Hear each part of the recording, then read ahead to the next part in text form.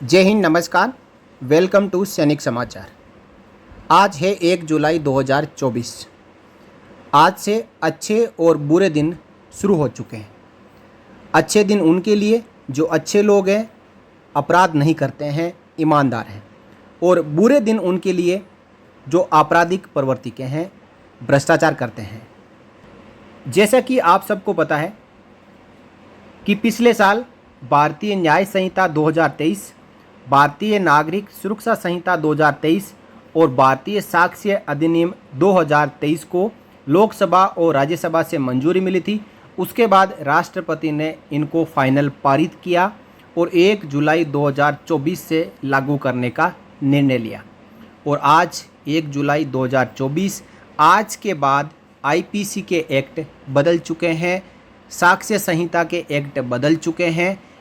इन सब के बारे में इस वीडियो के जरिए हम 10 पॉइंट में समझेंगे। राजनीतिक दबाव के चलते अब तक कई संगीन मुकदमे भी कोर्ट से वापस हो जाते थे, लेकिन 1 जुलाई से 3 नए कानून, भारतीय न्याय संहिता 2023, भारतीय नागरिक सुरक्षा संहिता 2023 व भारतीय साक्ष्य अधिनियम 2023 लागू होने के बाद अब ये संभव नहीं होगा। अब न्यायालय में लंबित आपराधिक मामलों को वापस लेने के लिए पीड़ित को कोर्ट में अपनी बात रखने का पूरा अधिकार मिलेगा। न्यायालय पीड़ित को सुनवाई का अवसर दिए बिना मुकदमा वापस लेने की सहमति नहीं देगा। नए कानूनों में ऐसे कई प्रावधान किए गए हैं जो न्याय की अवधारणा को मजबूत करते हैं। समयबद्ध न्याय के लिए पुलिस व कोर्ट के लिए सीमाएं भी निर्धारित कर दी गई है।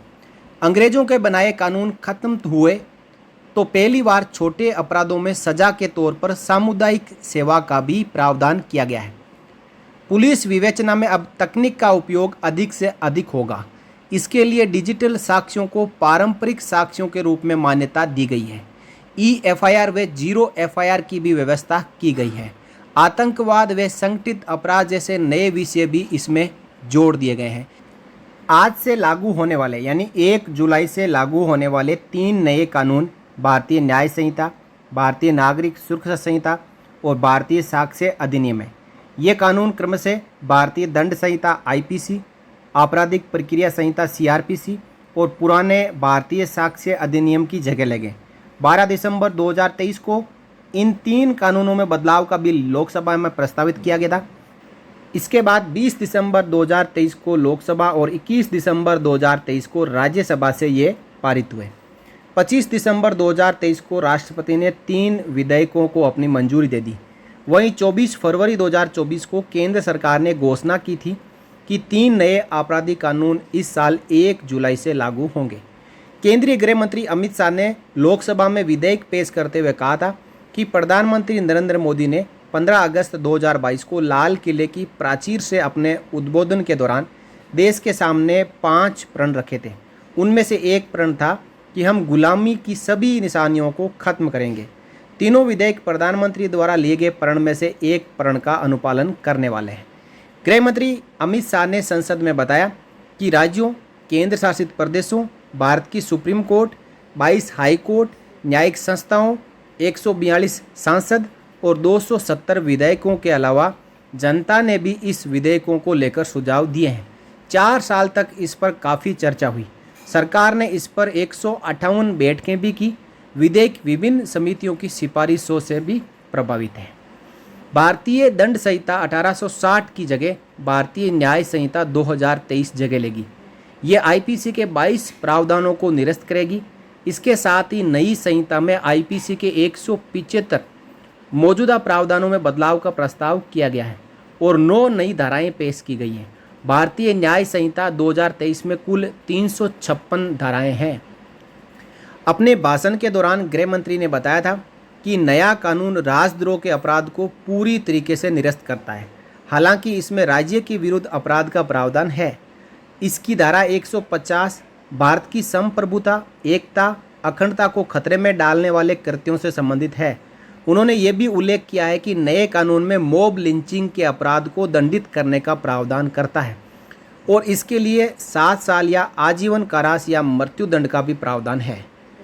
दूसरा जो कानून बदलने जा रहा है वो है आपराधिक प्रक्रिया संहिता यानी क्रिमिनल प्रोसीजर कोड। सीआरपीसी की जगह भारतीय नागरिक सुरक्षा संहिता 2023 को प्रस्तावित किया जाएगा। भारतीय नागरिक सुरक्षा संहिता के जरिए सीआरपीसी के 9 प्रावधानों को निरस्त किया जाएगा। इसके अलावा इन कानून में सीआरपीसी के 107 प्रावधानों में बदलाव और 9 नए प्रावधान पेश करने को कहा गया है। भारतीय नागरिक सुरक्षा संहिता में कुल 533 धाराएं हैं। तीसरा कानून है भारतीय साक्ष्य अधिनियम। बदलने वाला तीसरा कानून भारतीय साक्ष्य अधिनियम 1872 है। इसकी जगह भारतीय साक्ष्य अधिनियम 2023 लागू किया जाएगा। नया अधिनियम मौजूदा साक्ष्य अधिनियम के 5 मौजूदा प्रावधानों को निरस्त करेगा। बिल में 23 प्रावधानों में बदलाव का प्रस्ताव है और एक नया प्रावधान पेश किया गया है। इसमें कुल 170 धाराएं हैं। तो तीनों नए कानूनों से क्या क्या बदलेगा? भारत की संप्रभुता या अखंडता को खतरे में डालने वाले किसी भी व्यक्ति को अधिकतम आजीवन कारावास की सज़ा हो सकती है। वहीं मॉब लिंचिंग और नाबालिग से दुष्कर्म में शामिल लोगों को अधिकतम मौत की सज़ा दी जा सकती है। हत्या के लिए सजाए मौत या आजीवन कारावास की सज़ा होगी। दुष्कर्म में शामिल लोगों को कम से कम 10 साल की जेल या आजीवन कारावास की सज़ा होगी और सामूहिक दुष्कर्म के लिए कम से कम 20 साल की कैद या उस व्यक्ति के शेष जीवन के लिए कारावास की सज़ा होगी। इन बिलों के अन्य जो खास प्रावधान है जिसमें नागरिक किसी भी पुलिस स्टेशन में 0 FIR दर्ज करा सकेंगे, चाहे उनका अधिकार क्षेत्र कुछ भी हो। 0 FIR को क्षेत्राधिकार वाले पुलिस स्टेशन को अपराध पंजीकरण के 15 दिनों के भीतर भेजना अनिवार्य होगा।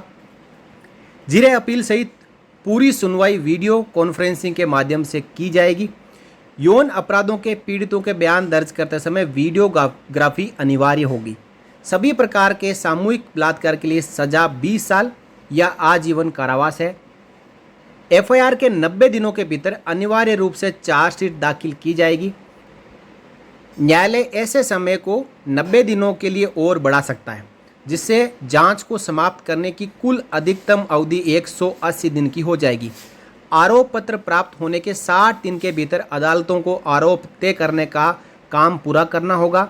सुनवाई के समापन के बाद 30 दिन के भीतर अनिवार्य रूप से फैसला सुनाया जाएगा। फैसला सुनाए जाने के 7 दिन के भीतर अनिवार्य रूप से ऑनलाइन कॉपी उपलब्ध कराई जाएगी। तलाशी और जब्ती के दौरान वीडियोग्राफी अनिवार्य होगी। 7 साल से अधिक की सज़ा वाले अपराधों के लिए फोरेंसिक टीमों का अनिवार्य रूप से अपराध स्थलों का दौरा करना होगा। जिला स्तर पर मोबाइल FSL की तैनाती होगी। 7 साल या उससे अधिक की सज़ा वाला कोई भी मामला पीड़ित को सुनवाई का अवसर दिए बिना वापस नहीं लिया जाएगा। संगठित अपराधों के लिए अलग कठोर सज़ा होगी। शादी, नौकरी आदि के झूठे बहाने के तहत महिला के साथ में दुष्कर्म करने वाले को दंडित करने वाले अलग प्रावधान होंगे। चेन, मोबाइल स्नैचिंग और इस प्रकार की शरारती गतिविधियों के लिए अलग प्रावधान होंगे। बच्चों के लिए अपराध के लिए सज़ा को 7 साल से बढ़ाकर 10 साल की जेल की अवधि कर दी गई है। मृत्युदंड की सज़ा को कम करके अधिनियम अधिकतम आजीवन कारावास में बदला जा सकता है। आजीवन कारावास की सज़ा को कम करके अधिकतम 7 साल के कारावास में बदला जा सकता है और 7 साल की सज़ा को 3 साल के कारावास में बदला जा सकता है और इससे कम नहीं। किसी भी अपराध में शामिल होने के लिए जब्त किए गए वाहनों की वीडियोग्राफी अनिवार्य है।